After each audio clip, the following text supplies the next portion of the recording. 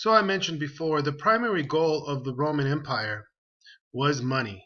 And as you see here, everything here in dark red would be the Roman Empire. They pretty much controlled what was most important and most valuable in this ancient world. What we have here, however, on the outskirts here are the German tribes, the Germanic barbarian tribes. They have a particular tribal way of looking at things, very similar to that hunter-gatherer society, but a little bit more bigger in terms of their tribes and so forth. But they're not used to central authority. They're used to individual groups of Celtic and German people living freely and farming and they go to war to each other. I would say that they're very similar to American Indians in their sense of individualism and lack of central authority. Okay.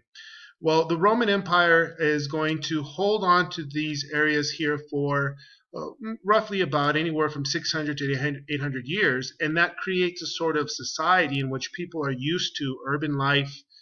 They're used to being having a central authority here in Rome, and they're used to the laws that are governed to them in this international, multiracial, multi-language culture.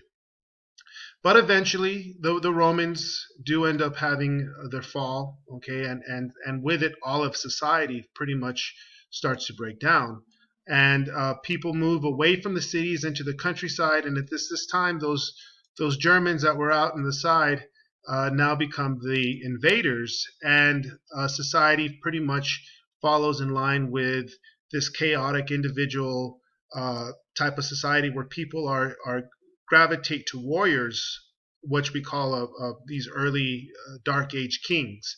And so there isn't any more trade going on. It's very difficult to be able to move from city to city if these cities even exist anymore.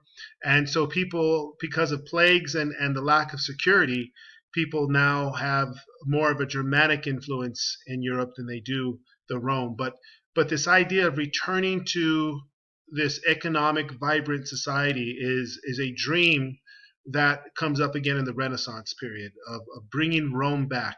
There's one moment in medieval history, and especially in the Dark Ages, where Charlemagne appears and he's crowned as emperor, but they really can't get themselves going to back to this society that they once had in this classical era with a Roman economic security. As I mentioned earlier, one of the influences that we have in the West is Christianity, and Christianity emerges during the height of the Roman Empire here in Judea, in Jerusalem. Its influence is slow, but it eventually goes throughout the Roman Empire. What I mean by slow, it takes another 200 years before it's officially affirmed in the Roman Empire to be its major religion, and the emperors have to pretty much do that. They force themselves to accept Christianity because, like I mentioned before, there needs to be a common story in order to have that unite people within the structure of society.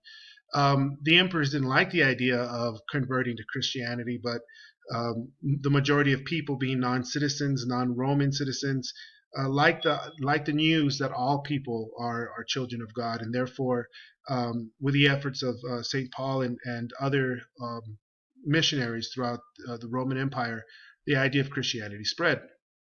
So what do we get from Christianity that influences the West, Great Britain, the United States, is the concept of free will, that the individual must be held to, not to the state, in this case the Roman Empire, but to a higher, larger concept of a human society, that being the kingdom of God. So this also runs through it. Even though these ideas contradict, they still are contained within our society. So the problem that the Europeans face is how do they restructure society away from the cities and the farms and sort of rebuild the ability to have an economy? And they're going to adopt a German type of concept that eventually emerges with Christianity, and that's called feudalism. In feudalism, you have a large feudal society of peasants and serfs who are doing most of the farming. Eventually, when we move from the Dark Ages to the High Middle Ages, you have a what we call the bourgeois. The bourgeoisie are people that live in the new emerging cities. You have the knights that develop throughout the Dark Ages, where they are the ones that protect the property and expand the property. And we mentioned earlier the role people play within society is going to be reinforced by the clergy of the church. Many of the clergy are children of the royalty or of the nobility also. So therefore, they're not going to be particularly too honest about what is being said in the gospel throughout the Middle Ages. They do eventually start to develop universities, and they do dwell into commentary and analysis of the Bible. But for most of society, people are illiterate, and Christianity develops into a type of ritualistic way of expressing the image throughout an illiterate society. Meaning, if you look at Europe and you visit the cathedrals themselves are trying to teach the concept. The passion, meaning the way to the cross that Jesus had to endure, are depicted within the church. The church is structured as a cross, and you have other types of activities like the Hail Mary, of using meditation on certain images. All these things are meant to convey the concept of Christianity to an illiterate world. And these are one of the problems that the contradictions that they're going to have, mainly being that the nobility and the king have a more structural interest, whereas the serfs and the peasants are not necessarily getting full access to how radical Christianity is in terms of structure in society. So because of this conflict, we're going to get to, in our class, the Protestant Reformation.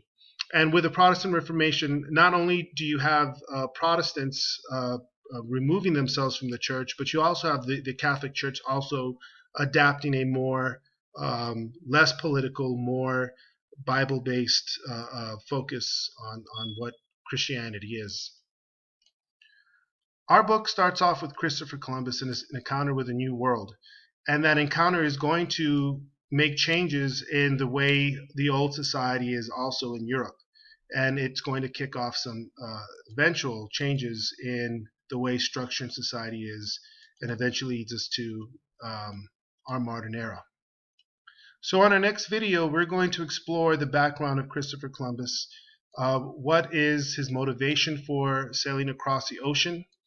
And I want to take a little particular, before we leave this timeline, of all these guys you see here, what part of society do they belong to? If we look at their structure of society down here, are they peasants? Are they middle-class bourgeoisie city people? Are they knights? Are they clergy? Are they king? He's sailing for Spain, even though he's an Italian. And the point is that he's an Italian from the peasant class, and many of his sailors are also from this peasant class. So that's going to make a huge impact in the way they open up their discussion and their interaction with the Native Americans. And I'd like to leave you with that question right now. If Christopher Columbus is a peasant, and he's not from these upper class parts of society, how does that affect the way he is going to interact with the Native Americans when we watch that?